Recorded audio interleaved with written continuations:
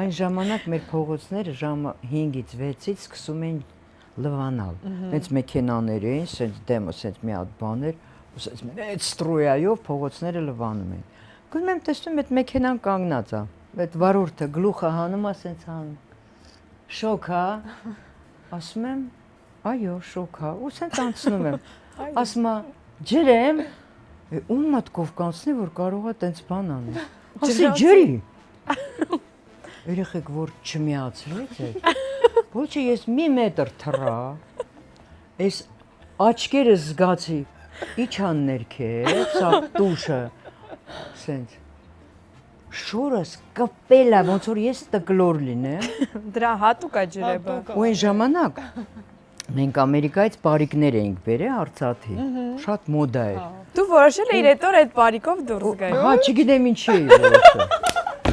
Ու այդ բարիկը ուրեմն այդ ստրույայից այդ բարիկը սենց ծռվել է։ Դե վիճակը պատկերացրեք, ես տենց կիսամերկ անհասկանալի դեմքով կանգնած եմ սենց ու ջուրը սենց կաթում ա վրից, որ չիջավ մեքենայից, մեկ էլ սենց արեց։ Սոֆի Դևոյա։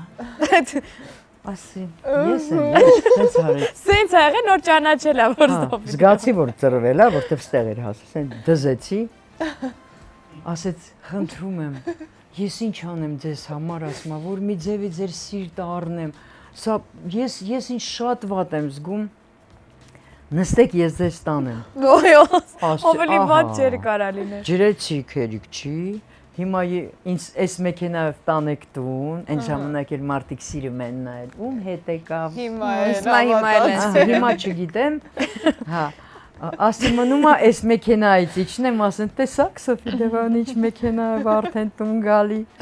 Հիմա այդ մարդը ասում է, գիտեք ինչ։ Ես մի բան եմ մտածել, ես դա անելու եմ։ Ասե նորից պետք է ջրեք, ասե չէ։ Բարձացա տուն։ Այդ մարդը գնաց։ Ու հենց այդ օրը ես համերգ ունեի։ Ուրեմն ես պարում եմ, պարս վերջացրեցի, մեկ էլ տեսնեմ մի հատ փունջա վեր կենում, որ ծաղիկները դնում ա, ես տեսնում եմ այդ ու նստում ա սենց ծնգի, ասում ա, ես խոստացել եմ, ուղիղ մի տարի բերելու եմ ձեզ ծաղիկներ ու նստելու եմ ձեր առաջ ծնգ։ Բայց բերեց մեկ տարի։ Ամեն համերգին մի տարի ուղիղ, մի տարին լրացավ, ինքը համերգից հետո մոտեցավ ինձ ասեց, ես իմ պարտքը կատարեցի, մի տարիս լրացա։